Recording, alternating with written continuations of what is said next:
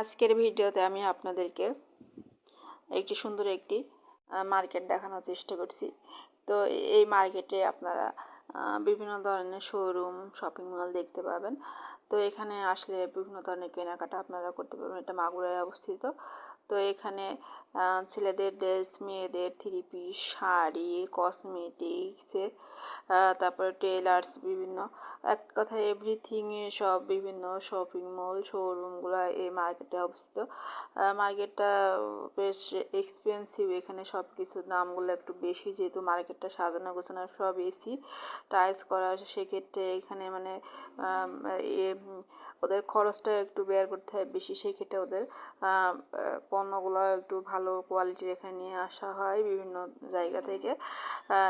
তো সেক্ষেত্রে দামটাও একটু বেশি। আমরা একটা হাফ শার্টের দাম জিজ্ঞেস করলাম, তাই নিল 2100 টাকা দাম বলছিল। তো